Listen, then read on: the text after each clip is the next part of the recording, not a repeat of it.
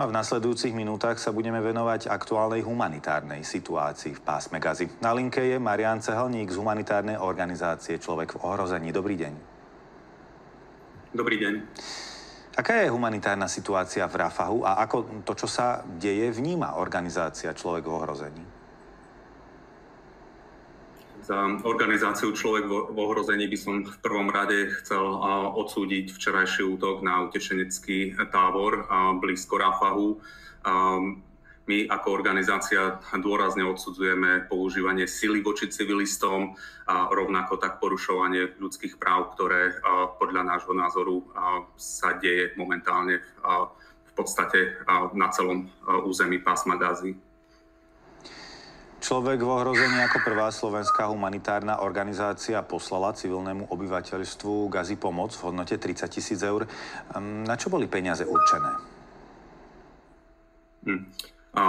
Máte pravdu, napriek tomu malenko by som vás poopravil. My sme naozaj zaobstarali v Egypte trvanlivé potraviny v hodnote 30 000 eur.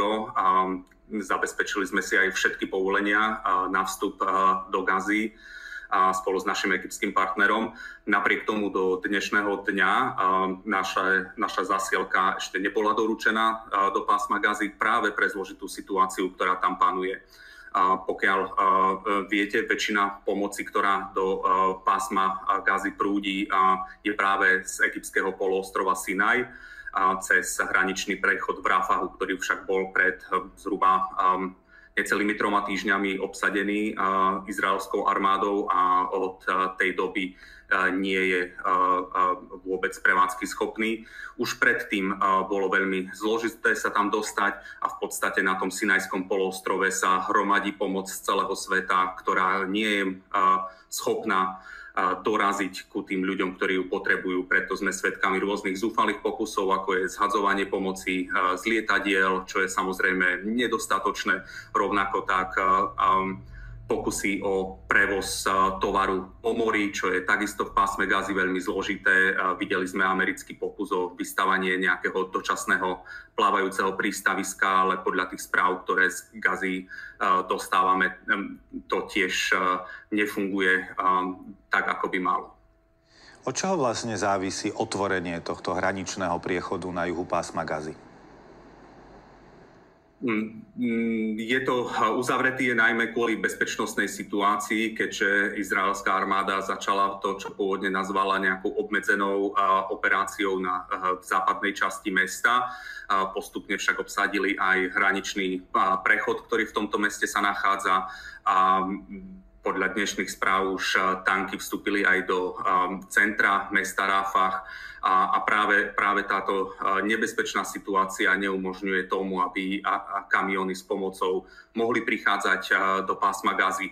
Rovnako tak veľký problém majú organizácie, ktoré majú svojich zamestnancov priamo v Gaze, ktorí momentálne sa v podstate nemôžu rotovať, nemôžu sa nejakým spôsobom striedať, sú tam rovnako odrezaní. Takže najväčšou prekážkou si myslím, že sú práve uzavreté hraničné prechody. V súčasnosti je iba jeden hraničný prechod medzi Gazou a Izraelom, ktorý je sprevádzkovaný, ale to množstvo kamiónov, ktoré ním prejde denne, odhadom do tých 200 kamiónov, to nie je dostatočné pre obyvateľstvo. Z tých informácií, ktoré máte, ako sú na tom najzraniteľnejšie skupiny obyvateľstva, deti, starí ľudia? V každom vojnovom konflikte, v každej katastrofe sú to práve deti, starí ľudia a ľudia s rôznym zdravotným postihnutím, ktorí doplácajú na konflikt najviac. Nie je to inak ani v Gaze, podľa tých správ, ktoré máme a plus, minus budú asi presné a pravdivé. Hovorí sa až o 17 000 vojnových sirôt. V súčasnosti všetky školy v celom pásme Gazy sú uzatvorené, takže pokiaľ ide o deti, takisto prístup k lekárskej starostlivosti. Kto má deti, vie, ako často s deťmi treba ísť k lekárovi a to všetko je nedostupné momentálne. Starí ľudia sú na tom veľmi podobne, rovnako ľudia s nejakými zdravotnými, najmä chronickými, cukrovka, vaskulárne ochorenia a podobne. To je veľký problém, pretože tieto lieky sú nezohnateľné a v podstate nejakých 85, možno aj percent, možno aj viac všetkých zdravotníckych zariadení bolo zničené. V podstate tá zdravotná starostlivosť je poskytovaná už len veľmi urgentná, naozaj v minimálnej miere a väčšinou sú to poľné nemocnice alebo nejaké mobilné zdravotné tímy, ktoré tam operujú. Čiže lekárska starostlivosť v takomto našom chápaní v pásme Gazy nie je? Prakticky neexistuje. Špeciálne, ako som spomínal, pokiaľ máte nejaké ochorenie, ktoré si vyžaduje neustály prístup liekov, ako je trebárs cukrovka, v takom prípade máte veľmi vážny problém, pretože tieto lieky v Gaze nie sú takmer vôbec dostupné. Dobre, to sú lieky, predpokladám, že pôjde aj o vodu, aj o potraviny. Tento dodávateľský reťazec je narušený čisto kvôli tomu, že sú zavreté hranice?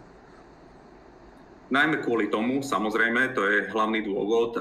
Tá pomoc dá sa povedať, že celých 7 mesiacov od vypuknutia konfliktu je veľmi limitovaná. Je to takmer bezprecedentná situácia. Nepamätám si veľa kríz, kde by bolo tak ťažké doručiť akúkoľvek pomoc. Takže áno, chýbajú potraviny, chýba voda, pohonné hmoty, lieky a zdravotnícky materiál, ale aj materiál na výstavbu dočasných prístrežkov a čokoľvek bežné potreby pre život. V podstate ten život sa tam úplne samozrejme nezastavil.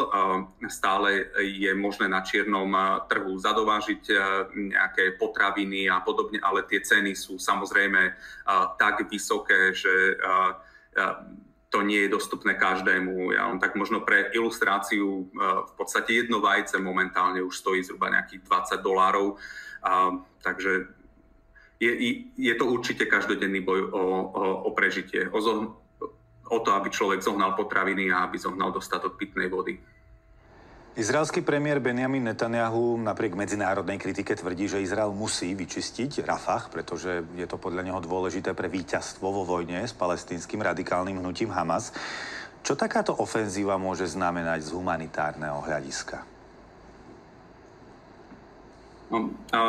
Z humanitárneho hľadiska to bude predstavovať ďalšie prehlbenie katastrofy, ktorej sme svedkami. Pokiaľ už teraz je problém čokoľvek do Gazy doručiť, ten problém bude ešte väčší. Ako som povedal, práve v meste Rafah sa nachádza najväčší a najvyťaženejší hraničný prechod. To je hraničný prechod s Egyptom a práve na tomto egyptskom Sinajskom poloostrove sa koncentruje väčšina pomoci smerujúca do pásma Gazy. Takže to bude samozrejme obrovský problém. A takisto ľudia, ktorí sa tam nachádzajú, podľa správ už bolo evakuovaných zhruba 1 milión ľudí z mesta Rafah. Pre predstavu to mesto bolo v podstate menším pohraničným mestom a tie vysoké 100 000 ľudí, ktoré v ňom žijú v súčasnosti, to je dôsledok práve vojenských operácií. Dlho to bolo jediné mesto, na ktoré sa neútočilo alebo útočilo len v nejakej obmedzenej miere a preto sa stalo útočiskom pre mnohých ľudí. Všetci tí teraz z toho mesta sa snažia utiesť, utekajú do jeho okolia, do tzv.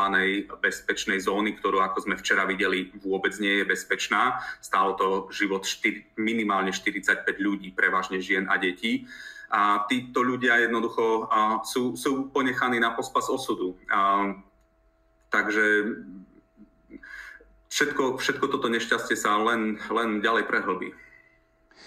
Môžu nejakým spôsobom aj bežní občania pomôcť ľuďom v pásme Gazy?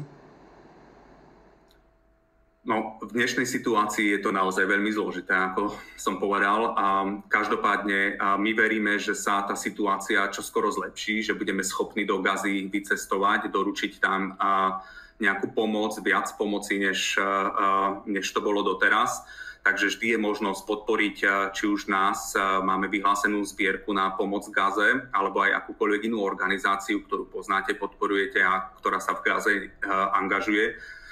Prípadne veľmi dôležitá vec aj pre tých, ktorí si nemôžu dovoliť prispieť možno finančne, je nestratiť záujem, nestratiť pozornosť o to, čo sa v Gaze deje.